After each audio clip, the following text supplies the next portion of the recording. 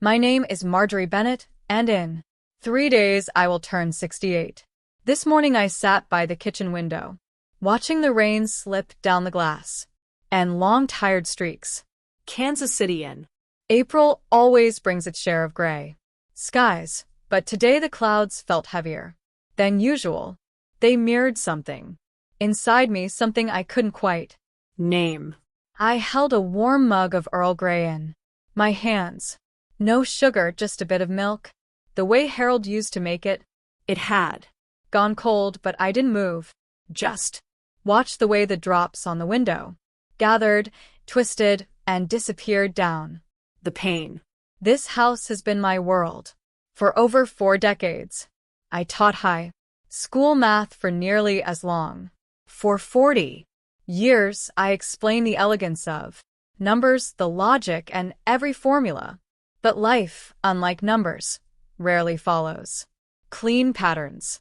Since retirement, my days have grown quieter. I used to treasure silence. Now it feels more like an absence, an emptiness. Harold passed 10 years ago. Heart attack. Sudden. One day, we were planning a summer trip to Yellowstone. The next I was standing in a funeral home trying to remember how to spell widow on a form. 10 years. And I still talk to him. Sometimes when no one's listening or when the loneliness becomes too loud. The rain kept falling. The to-do list on my notepad remained untouched. Groceries. Maybe the library if the weather improved. All the chores of a Tuesday morning, but behind every item was the same quiet question. Would anyone remember my birthday this year? Last year, I got a text from my daughter-in-law, Kendra. No call, just a message. Happy birthday, Marjorie. Brian's in a meeting. Kids have soccer. Busy weekend. Talk soon. But we never did. I don't expect much anymore. A call, a visit, maybe someone remembering what I like in my tea. It's not the grand things I miss. It's the small kindnesses, the ones that used to show me I mattered. Outside, the rain softened, but inside, I still felt like a forgotten note in a song no one plays anymore. The phone rang just as I stood to rinse out my cold tea. I glanced at the screen. Unknown number. Normally I might have let it go to voicemail, but at my age, any call might be important. I picked up Mrs. Bennett. This is Angela from Riverbend Beauty Salon. Just calling to confirm your appointment for tomorrow morning at 10 o'clock. I paused. I think you may have the wrong person. I didn't book anything. Oh, she said, sounding genuinely surprised. It was scheduled this morning under your name. I was about to politely decline, but then I hesitated. Why not? I couldn't remember the last time I did something just for myself. A haircut. A bit of pampering. It suddenly felt like a small defiance against the dullness I'd let wrap around me. Yes, I said I'll be there. After the call, I went upstairs and opened the closet. Most of my clothes were practical, neutral garments chosen for function, not attention. But in the back, wrapped in plastic, hung the blue silk blouse Harold had given me on our 30th anniversary. To match your eyes, he'd said. I pulled it out and held it up to my reflection. My hair was entirely silver now, the skin around my eyes softer, worn, but my eyes the deep, clear blue of Lake Michigan. In summer they were still mine, still exactly as he remembered them. I laid the blouse on the bed. Later that afternoon, I dialed Brian's number. It rang several times before he picked up. Hey, Mom. Everything okay? His tone was distracted, mildly impatient. I just wanted to remind you that Friday's my birthday, I said, trying to keep it casual. I thought maybe you and Kendra and the kids could come by for a little while. There was a pause. I could hear background voices. Then his reply. We've got a lot going on that day. Kendra's got a presentation. Maya's got rehearsal. And Eli, I understand. I cut in before he finished the list. It's all Right. But then his tone shifted. Actually, maybe we can swing by for an hour or two. Around 2 o'clock. My breath caught. That would be wonderful. The moment I hung up, something shifted inside me. For the First time in a long while I felt anticipation. Not the anxious kind, but the warm kind. The kind you feel when you're preparing for guests who used to call you mom with affection, not formality. I pulled out my old recipe book, pages worn and stained with years of memories. I decided to make Brian's favorite eggplant lasagna, just the way Harold liked it too. A chocolate pecan cake followed, and a big veggie salad in case Maya was still avoiding meat. For Eli, I baked a batch of homemade chocolate chip cookies. He used to sneak them off the counter when he thought I wasn't looking. The next morning, I kept my promise to myself. I went to the salon. Angela greeted me warmly, and for once, I didn't feel invisible. She trimmed my hair, softened the silver with a light ash tone. You look 10 years younger, she said, and I let myself believe it. I bought a new blouse on the way home.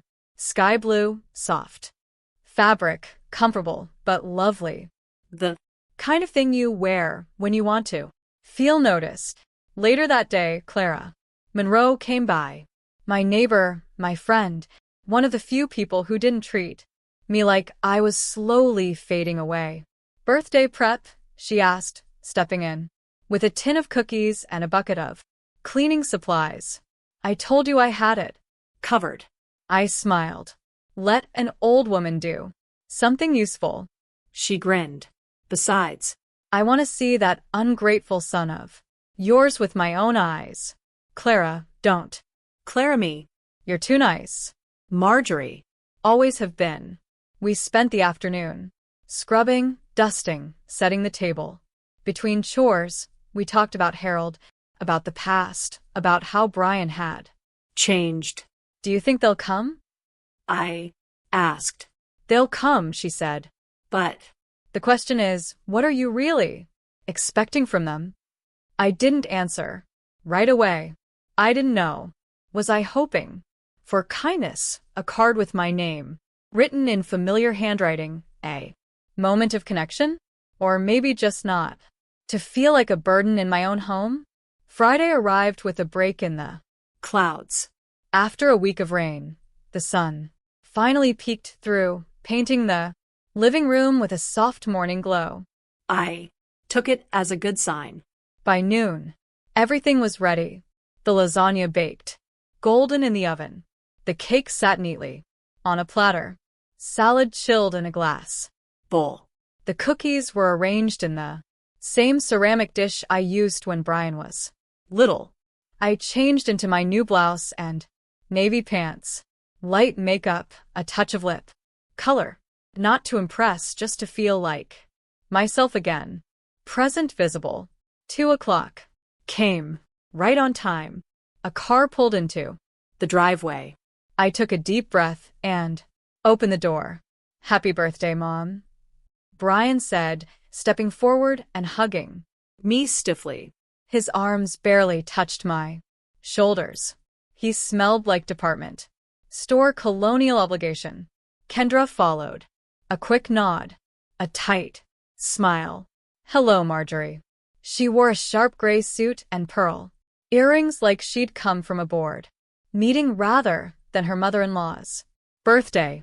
The kids trailed behind, eyes glued to their phones. Maya Ellie greeted. You've both grown so much. Mia mumbled something without looking Up. Ellie just shrugged. I led them into the living room, trying not to let the chill settle into my bones. I made lunch. Just something simple. Lasagna, salad, chocolate cake. Brian raised an eyebrow. You didn't have to do all this. Mom. It's just food, I said Gently. I'm glad you're here. We sat. We ate. Brian complimented the lasagna. Maya admitted. The salad wasn't bad. Eli went back 4 seconds, but Kendra barely touched anything. I'm watching my figure, she said, dabbing at her mouth with a napkin. I tried small talk, asked Maya about school, about the play Brian had mentioned. I heard you're playing Juliet. Yes, she replied without emotion. I'd love to see it. There are only 4 tickets, Kendra cut in. For us and my parents. Maya's very close to them. I Understand, I said quietly. I turned to Ellie. How's soccer? I swim now, he muttered. Brian jumped in. He got a camp scholarship. Coach thinks he's got real potential. That's wonderful, I smiled. Then Brian stood up. We brought you a gift, he said. Kendra handed me a box, medium-sized, wrapped neatly with a ribbon. A flicker of hope rose in me. Maybe this was their way of showing they cared, that they remembered me after all. I untied the ribbon, lifted the lid, and stared. The box was empty. At first, I thought it was a mistake. I looked up, expecting someone to laugh, awkwardly to say, "Oops, wrong box." But no one corrected it. Instead, they laughed. Brian doubled over, trying to catch his breath. An empty box for an empty woman, he choked out, still grinning. Kendra wiped away a tear. It's a perfect match, she added. Maya lifted her phone, filming my face. Eli whispered something pacifier and giggled like he was part of some inside joke. I sat frozen, holding the box like it might still contain something if I just waited long enough. A joke, Brian said, seeing my expression. Don't make that face, Mom.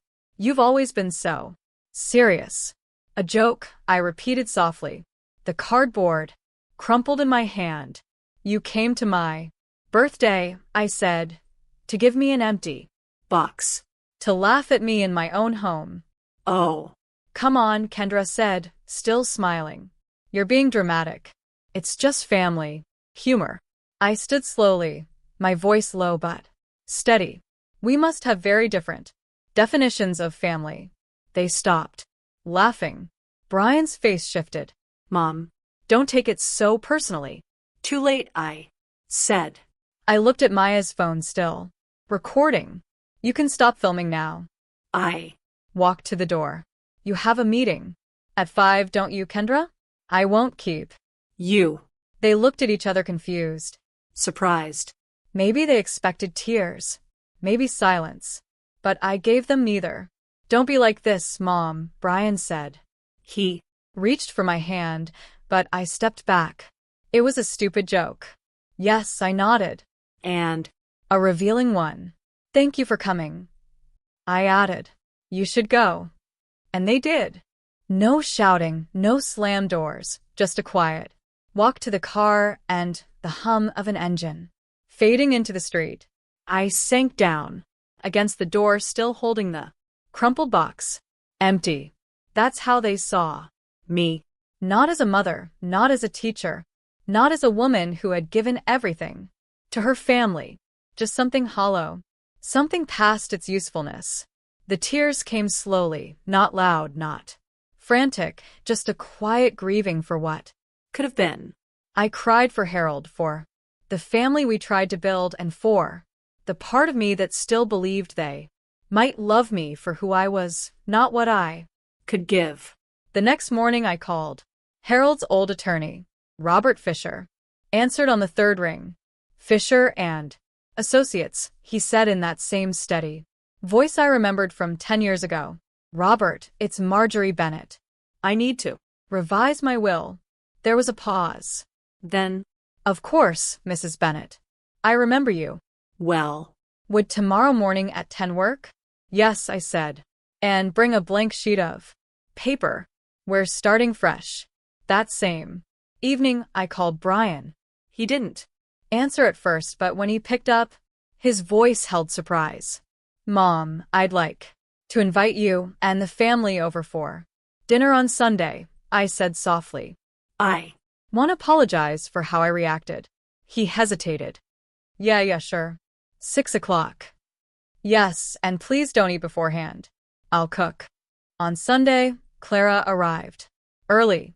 She wore a beige dress, new lipstick, and a smirk that told me she knew exactly what was coming. This is it, she asked. The Last Supper? Something like that. At 6 sharp, Brian and his family rang the bell. They were dressed a little too formally for a family dinner. Pressed shirts, styled hair, polished shoes. They were expecting something. I welcomed them in with a smile. So glad you could make it. Dinner was quiet at first.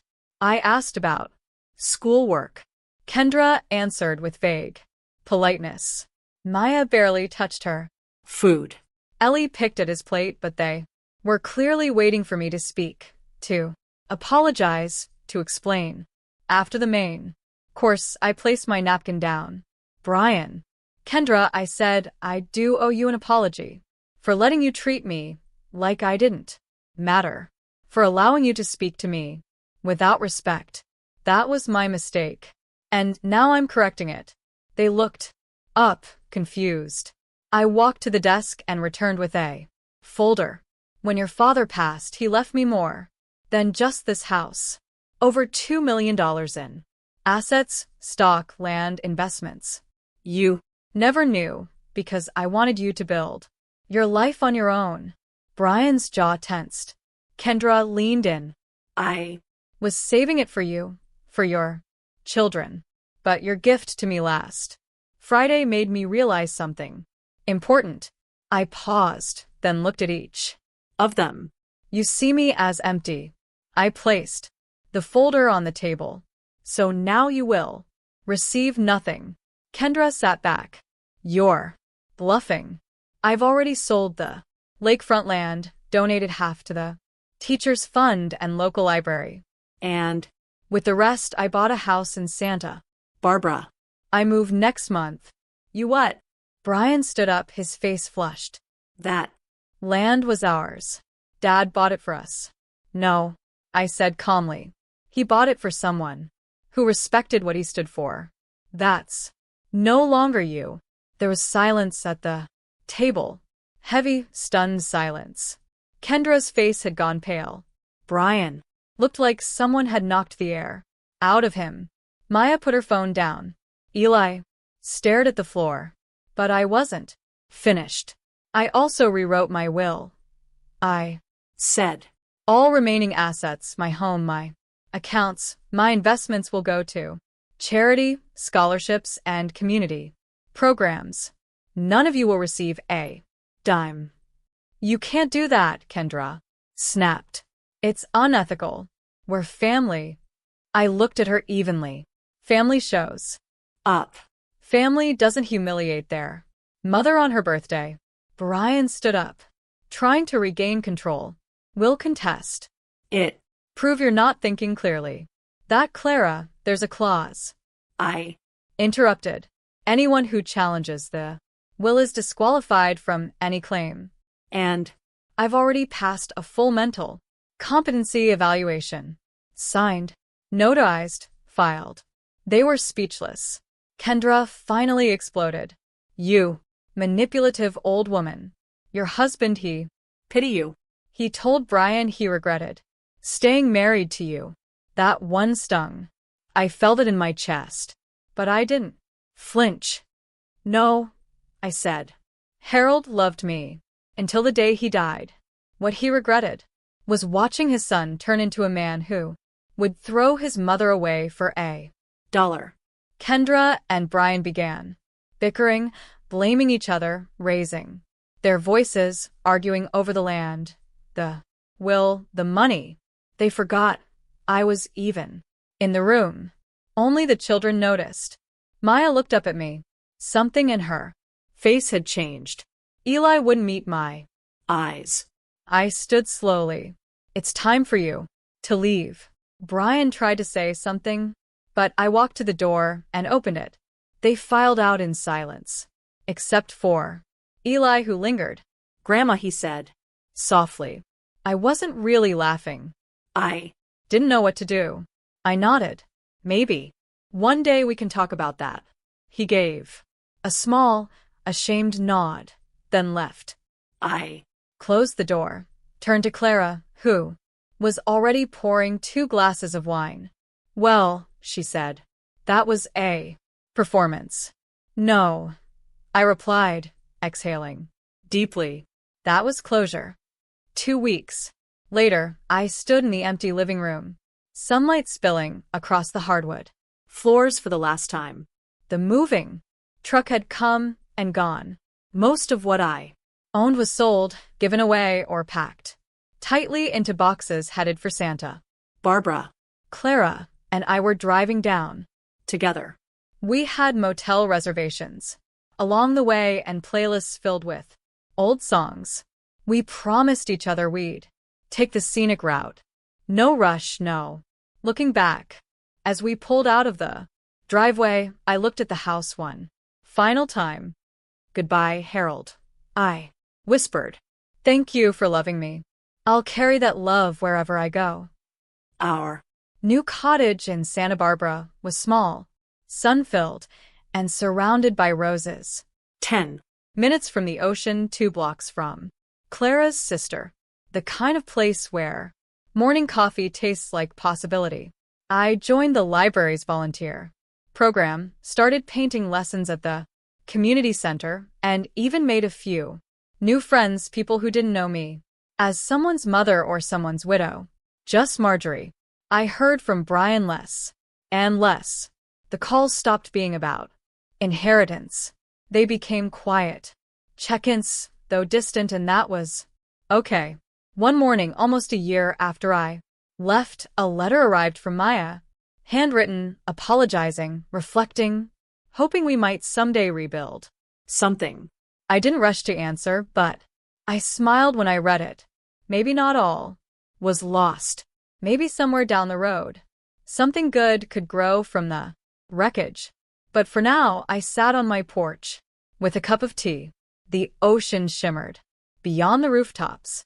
The roses in the garden bloomed like they had been waiting for me. I was no longer a placeholder in someone else's life. I was Marjorie Bennett, and I was finally home.